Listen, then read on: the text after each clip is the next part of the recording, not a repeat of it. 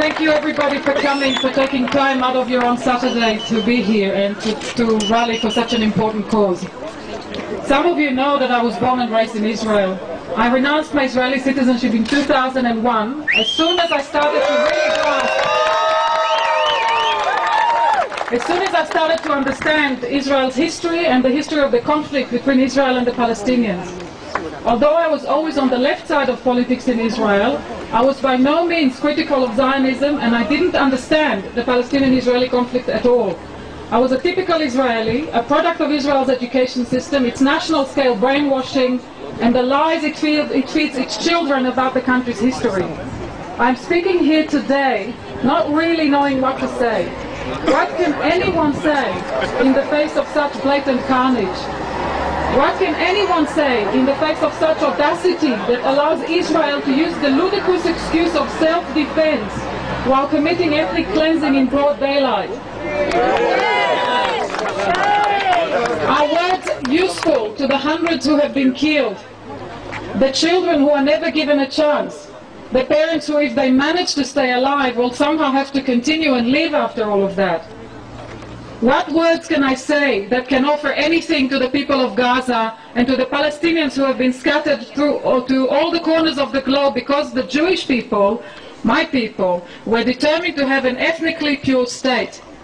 Can words stop a ruthless, heartless and bloodthirsty government, and I hope they hear me behind there, that still has the nerve to hide behind the pretense of victimhood and self-defense? Shame.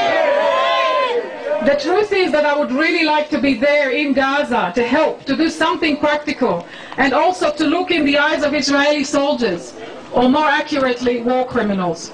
It chills me to think that some of these might be people that I went to school with. In July 2006, just over 2 years ago, I wrote an article that got published in Electronic Intifada, and in it I said, I and others have warned the world repeatedly that there is nothing to expect from Israel other than more violence, more aggression, more oppression and more bloodshed.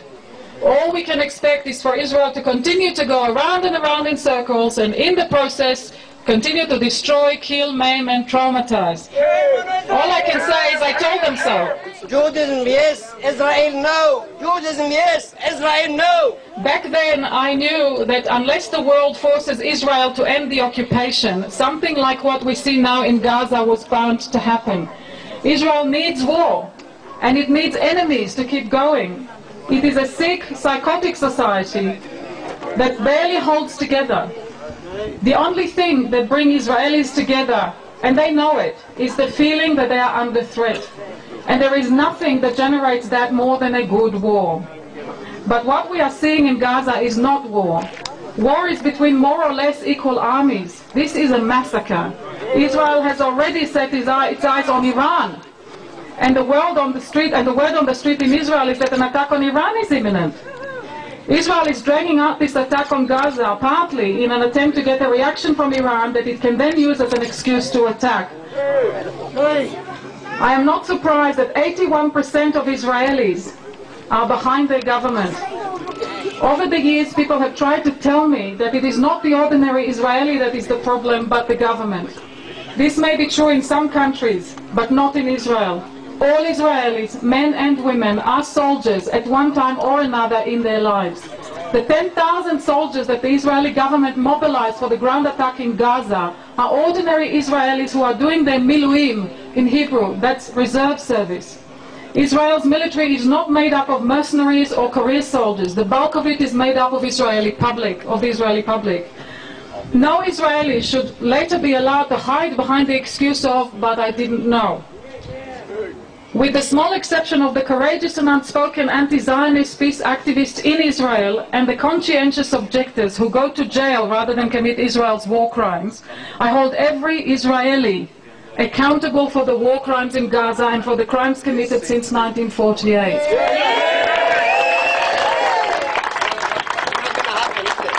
Israelis do not think of Palestinians as human beings. I'm really sad to say that, but it's the truth. They are nothing to them. Don't think for a moment that children are killed by accident, just caught between the shells and the bullets. Israelis kill Palestinian children because they think of them as future terrorists, and because they want to destroy any hope that the Palestinians might have for their future, and the future always is with the children. Israelis are ruthless killers, and trying to appeal to their humanity is like trying to negotiate with a shark. There is no point wasting time on negotiation. There is no one to talk to. Israeli society is insane. If it can't stop itself, it has to be forced to stop. The occupation must end. The Palestinians must be given a right of return.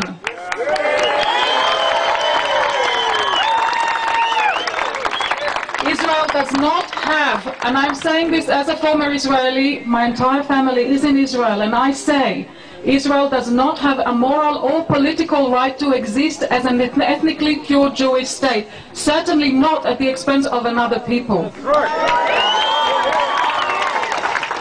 The world has been very patient, too patient, at the cost of so many Palestinian lives, complicit in buying into the Israeli poor me rhetoric. There is no symmetry between Israel and the Palestinians, no matter how you twist the fact. Israel is an armed, unscrupulous and dangerous country with nuclear capabilities and a psychotic and perpetual need for war. The Palestinians are a people fighting desperately for freedom from oppression. They will not win this struggle for freedom without our help. We must continue to protest, and we must expand the protest and not stop until the world finally imposes a decisive economic and political boycott on the rogue, racist and genocidal state of Israel. I would like to conclude with the words of Dorothy Naor, who is a 77-year-old anti-Zionist peace activist in Israel. She's an Israeli woman. On Tuesday, and everything I'm going to say from now on is her words, on Tuesday the 6th of January she wrote the following: "It is with a heavy heart that I write these past days, and today heavier than ever. So many people killed, so many with no place to run away to, like sheep to the slaughter. And the world just talks. No leader proposes sanctions on Israel, and George Bush, as usual, shows that he is what an idiot he is by fully supporting Israel. Bush is a killer. Unfortunately, he still rules the roost for another 10 days or so, and I fear that Obama might not be much better. We've yet to see what Obama brings. It is as a human being that I'm pained at the harm, the evil perpetrated on other human beings. I am pained by the ignorance and greed that allows this to happen. The ignorance of the larger part of the Israeli population, the greed, meanness and evil of Israel's leaders. She continues to say, Dorothy, Israel's leaders are shooting themselves in the foot. They are distancing diaspora Jews from Israel. That guarantees that Israel as it is today will eventually go down the drain because it needs Jews to survive. For me, the demise could not happen fast enough, she says, not only because of what Israel has done and is doing to Palestinians, but also because this is a country that eats its children. God did not allow Abraham to sacrifice his only son, but Israel's parents gleefully sacrificed their children, and for what? They sent them off to war and sacrificed them on the altar of their leaders' greed for stealing more Palestinian land and eradicating more Palestinians from this earth. These brave words come from within Israel.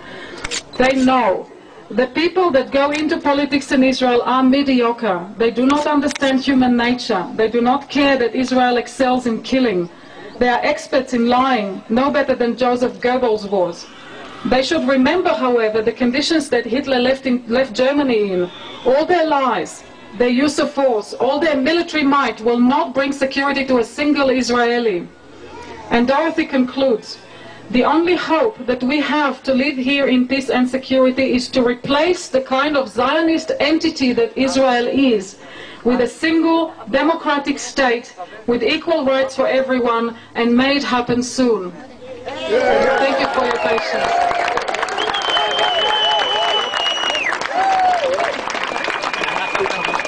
No, we've got. Thank you, Abigail.